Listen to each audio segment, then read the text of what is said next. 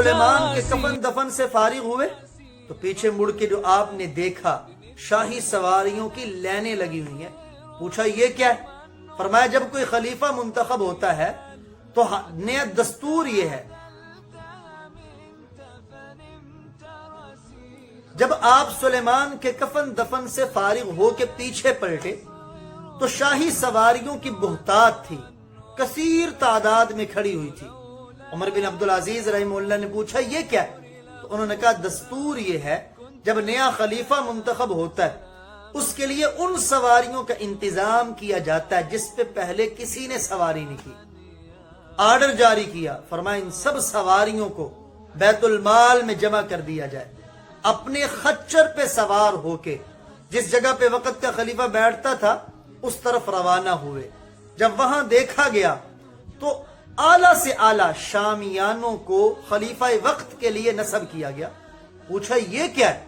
تو کہنے والے نے جواب دیا نئے خلیفہ کے لیے دستور یہ ہے اس کے لیے ایسے شامیانوں کا انتظام کیا جاتا ہے جس کو پہلے کسی نے استعمال نہیں کیا.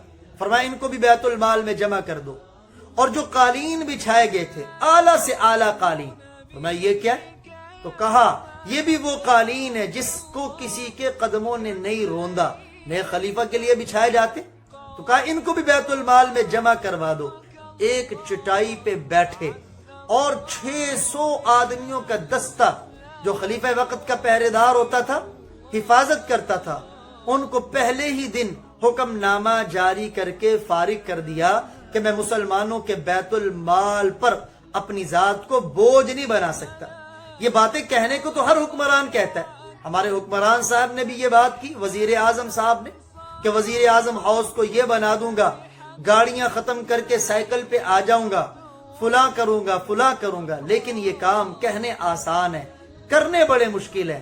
اور اگر کسی نے کیے دیکھنا ہو تو ہماری تاریخ میں یہ صحرا عمر بن عبدالعزیز رحمہ اللہ کے نام بھی جاتا ہے.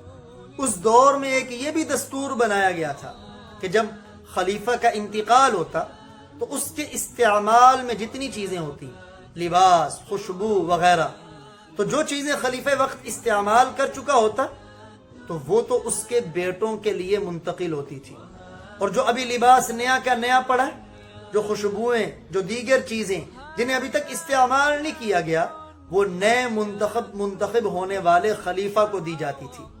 کہتے سلیمان بن عبد الملک کا جب انتقال ہوا تو ان کے گھر والوں کی ساری رات اسی کام میں گزری کہ جو لباس ابھی تک خلیفہ نے استعمال نہیں کیا تھا، بیٹے بار بار اسے پہن کر اتار رہے تھے تاکہ یوں معلوم ہو کہ یہ استعمال شدہ ہے اور یہ ہمیں مل جائے.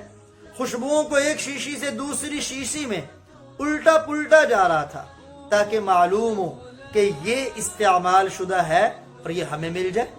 جب صبح کو دربار لگا انہوں نے یہ ساری چیزیں خلیفہ کی دربار میں پیش کی اور ان کو جدا کرنے لگے. یہ آپ کی ہے، یہ ہماری ہے، یہ آپ کی ہے، یہ ہماری. عمر بن عبدالعزیز حیران اور ششدر تھے.